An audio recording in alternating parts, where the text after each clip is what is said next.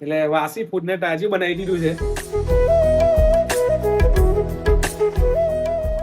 હે guys, good morning. સુબહ હો ગઈ મામू. તો આજે સવાર પડી ગઈ છે મસ્ત મજાની ને આજે વરસાદ છે નહીં, સવારે હતો પણ હમણાં ફૂલ તડકો છે ને આવો તડકો લગભગ 2 મહિના સુધી રહેવાનો છે એવું કહે છે કે વરસાદનું નામું નિશાન નથી એવું કહે છે. હવે ખબર નહીં શું થાય, હવે કુદરત પર આધાર છે. પણ હવે આપણે આપણી તૈયારીમાં લાગી ગયા. આજે છે આપણો હોલિડે, આજે આપણી દુકાન ક્લોઝ હોય છે. તો આજે ઘરના કામ છે, બહારના કામ છે, બધા 3-4 વસ્તુ પટાવવાનું છે. તો પહેલાં જમી લઈએ અને પછી એ કામ પટાવવા જઈએ.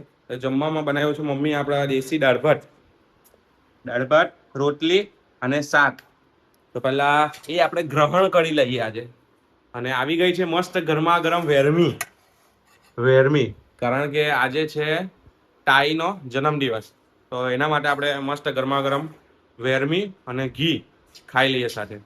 એમ પણ આપણે ખાધા પછી કંઈ ને કંઈ મીઠું જોઈએ જ છે, છેલ્લે કંઈ નહીં તો ગોળ.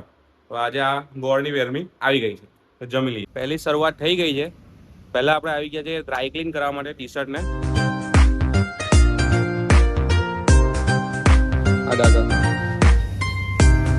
તો ફાઇનલી આપણું બીજું કામ બી ડન થઈ ગયું છે. વકીલ પાસે સિક્કા મરાવવાના હતા, ટ્રુ કોપી કરાવવાની હતી, એ પણ ફાઇનલી પૂરું થઈ ગયું છે. હવે બીજા કામ માટે નીકળીએ. 1 કલાકની ઉપર થઈ ગયું આપણે આને આ જ જગ્યાએ બેઠા છે. થોડું ઘણું રાઉન્ડ મારી આવ્યા, જે આપણે જોવાનું તે જોઈ લીધું, પણ જે ભાઈ મળવા આવ્યા છે એ નથી આવ્યા. હવે એ કોણ ભાઈ છે તમને બતાવું. તમે ઘણા બધા સુરતથી જોતા હશે, એ ઓળખતા જ હશે, પણ હવે આવે એટલે બતાવો. એમણે મને કલાકનો ટાઈમ આપેલો હતો, કલાકની ઉપર થઈ ગયો, બધું આવ્યા નથી. તો ફાઇનલી ગાઈઝ ઘરે આવી ગયા છે.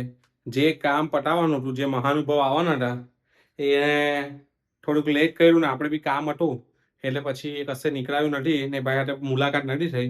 પણ જે કામ હતું એ મેઇન કામ પતી ગયું છે. તો આપણે ચાલવા નીકળી ગયા છે. આગલા બ્લોગમાં મેં તમને જણાવ્યું હતું તે પ્રમાણે કે ચાલતા ચાલતા હું ફોન નથી લઈ જતો, પણ આજે ઘર પર એક પાર્સલ આવવાનું છે ઘરે, તો એના માટે ફોન લઈને આવવું પડ્યો છે. મારી આજુબાજુ તમે હરિયાળી જો, પહેલાં જો આ બાજુ પણ હરિયાળી ફૂલ, આ બાજુ પણ ફૂલ હરિયાળી છે અને આગળ પણ છે. તો આ રીતનું સરકાર એક એવી વસ્તુ બનાવી છે કે જ્યાં લોકો ફક્ત ને ફક્ત ચાલવા આવી શકે. ત્યાં કોઈ મકાન પ્લોટ એવી કોઈ વસ્તુ આવવાની નહીં હોય, ફક્ત આ વસ્તુ. અને તેની આજુબાજુ વેજીટેબલ બિઝનેસ, ફ્રૂટ બિઝનેસ, આ બધા બિઝનેસ એની પર એની આજુબાજુમાં ગ્રો કરવા જોઈએ. ડેઈલીનું આપણું આ જ રીતનું રૂટીન છે, 2.5 થી 3 કિલોમીટર સુધી ચાલવાનું.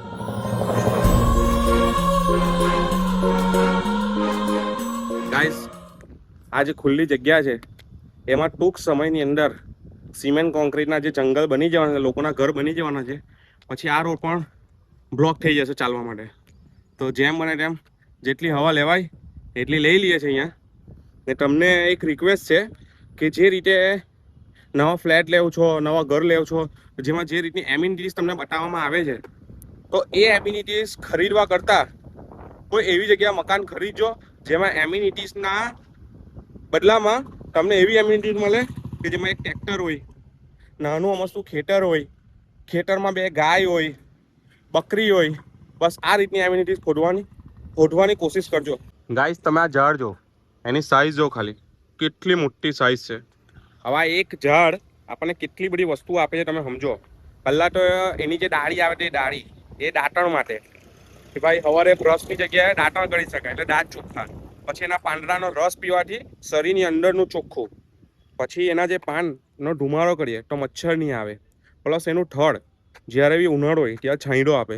હવે એક જ ઝાડ આટલી બધી વસ્તુ જો આપતું હોય આપણને, તો બીજું શું જોઈએ? શું આપણને એ જે લોકો કહે કે ભાઈ ગામડામાં પહેલાં બીમારી બહુ હતી. અલા ભાઈ, બીમારી નહીં હતી, બીમારી સિટીમાં આવીને આવી છે. EMIની બીમારી, પછી કેન્સરની બીમારી. પહેલાં છાણમાં ચાલતા કાં બીમારી કોઈને હતી?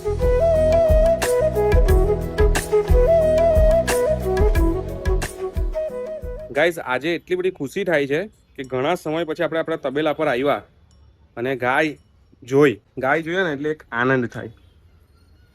કેટલું કોમળ અને એમ શાંત પ્રાણી કહેવાય તો આપણી એક ગાય માતા.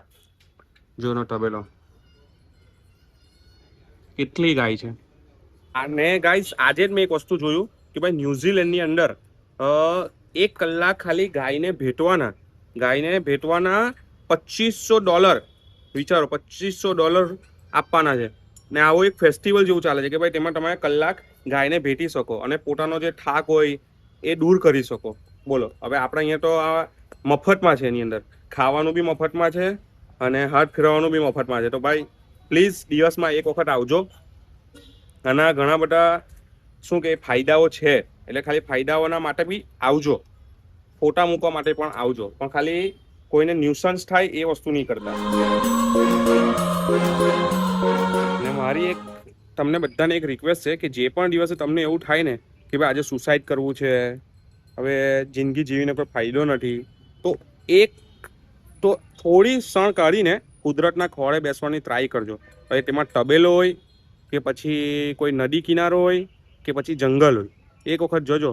જે શાંતિ મળે ને એ આ સિટીના મોંઘા ઘરની જે 2-4 કરોડ રૂપિયાના ઘર છે, એસી છે ને બધી વસ્તુ છે ને તેમાં નહીં મળે. ટ્રાય કરજો એક વખત. આ તો જો આપણા રૂવાટા ઊભા થઈ ગયા હમણાં, હજુ તમને વાત કરું છું તેમાં, એટલે એક વખત ટ્રાય કરજો.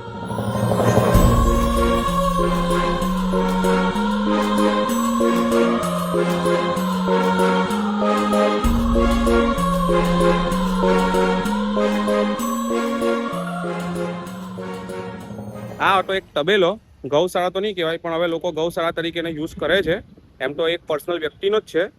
લોકો કેવું છે કે ભાઈ દાન પુણ્યનું કામ કરવા માટે અહીંયા આવે છે. તો પ્લીઝ મારી એક રિક્વેસ્ટ છે બધાને કે ભાઈ સોસાયટીઓમાં જે કોમન પ્લોટ હોય છે, જેમાં ગાર્ડન ને બધું બનાવાય છે, તો તેમાં એક ગૌશાળા બનાવવી જોઈએ. તમારે હું કેવું કમેન્ટ કરજો, કારણ કે ગૌશાળાના લીધે બધાના ઘરે આખી સોસાયટીમાં ફ્રેશ દૂધ મળી શકે. જે બહારથી લાવવું પડે છે એ લાવવું નહીં પડે, પ્લસ એમના છાણામાંથી ધુમાડો થાય એટલે વાતાવરણ પવિત્ર રહે. એટલે ટોટલી બધી વસ્તુના ફાયદા છે. તો પ્લીઝ આ વસ્તુનો એક શું કહેવાય કે અમલમાં આવે, આ વસ્તુ એક અમલમાં આવે એવી ટ્રાય કરજો તમારી રીતે.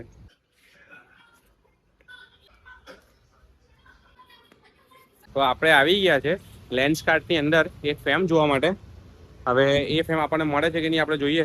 જે ફેમ આપણે ચેક કરવા માટે આવ્યા હતા એ ફેમ આપણને મળી નથી. હવે એ ભાઈ એવું કીધું છે કે ભાઈ બીજા સ્ટોર પર અવેલેબલ છે કે નહીં એ તમારે જોવું પડશે. હવે કાલે એનો મેળ પડશે.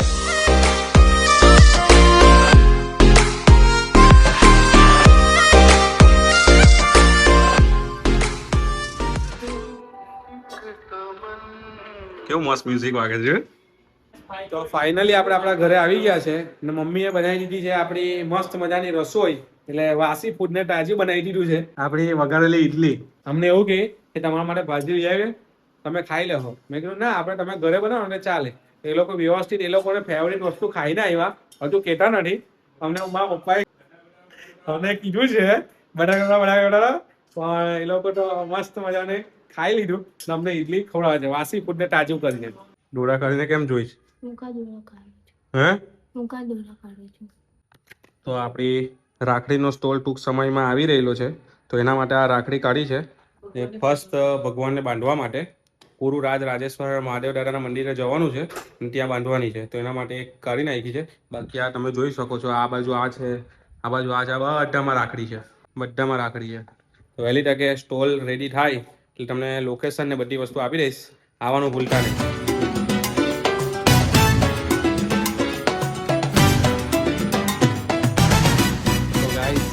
દુકાનને મંગલ કરી આપણે આપણા ટાઈમે ઘરે આવી ગયા છે. થોડુંક લેટ થઈ ગયું છે, કારણ કે આપણે એમ તો 12:30 વાગ્યાનો મંગલ કરવાનો ટાઈમ છે, પણ થોડા કસ્ટમર હતા એટલે થોડુંક ચાલવા દીધું હતું. બાકી 12:30 વાગે આપણે ક્લોઝ કરી દઈએ. તો હવે ફાઇનલી આપણે ઘરે આવી ગયા છે.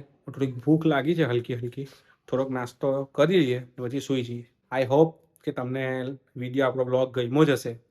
તો ચેનલને સબસ્ક્રાઈબ કરવાનું ભૂલતા નહીં, એક લાઈક કરી દેજો અને શેર કરી દેજો. તો મળીએ નેક્સ્ટ વ્લોગમાં. ત્યાં સુધી બાય બાય.